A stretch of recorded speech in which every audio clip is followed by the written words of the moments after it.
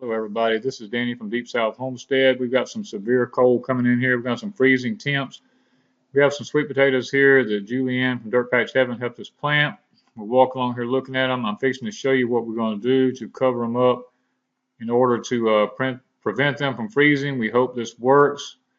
We've got these oatmeal canisters and some milk canisters that we've saved to for this purpose here, because we've got this long row and we're trying to make sure we get all of them covered, because we hate to lose the growth that we have on them already and have to redo this.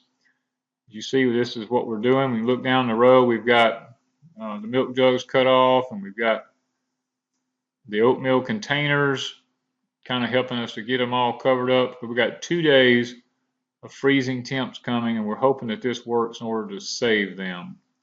You see here we've got our snap beans, our English snap beans coming up in our container garden here. We're going to be covering them with some small black pots that we keep just for this purpose. We're hoping that by putting these black pots on them that it will cause enough warmth that they won't freeze during these 2 days of freezing temps that we have coming on here. We're just, like I said, we're just hoping and praying that this will work for us at this point.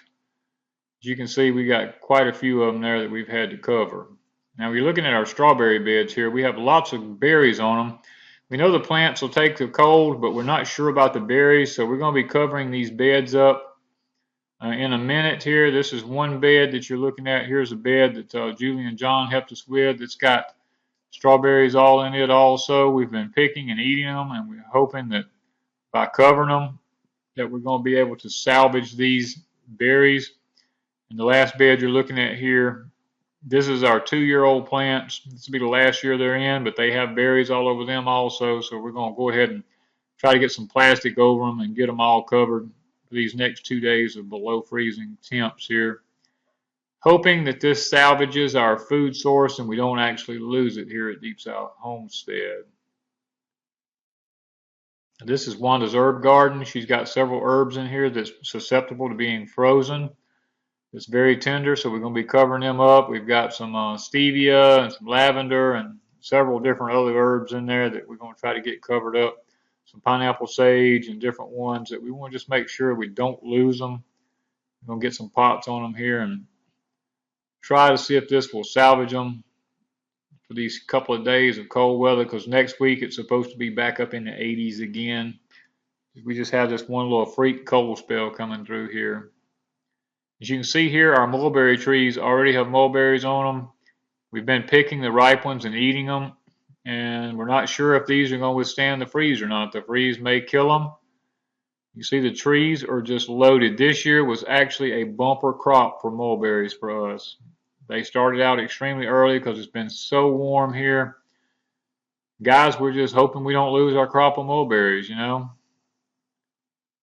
Here you see, even in the woods, the wild huckleberries we have growing in our yard here are loaded with huckleberries.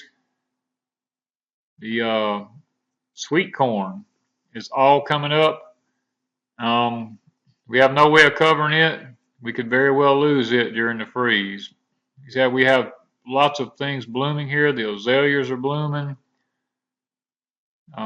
We have different types of them, and I'm pretty sure this cold is going to knock them back.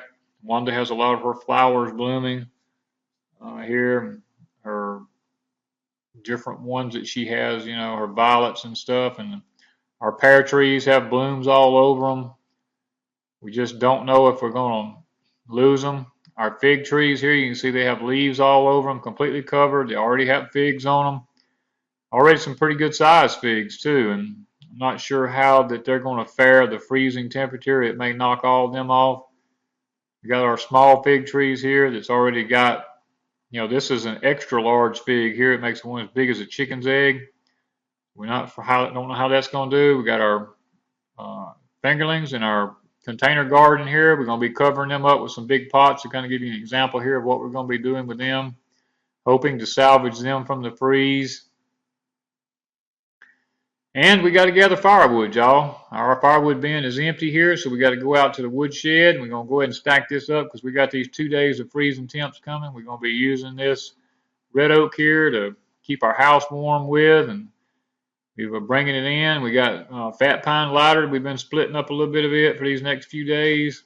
Got it gathered up here in the house. We bring in the wood, and right now we just throw it in a #2 wash tub and keep it piled in there to get out, so we don't have to go out in the cold. And as you can see, our new heater is blazing with fire right now to keep the house warm during the cold, windy day that we have here.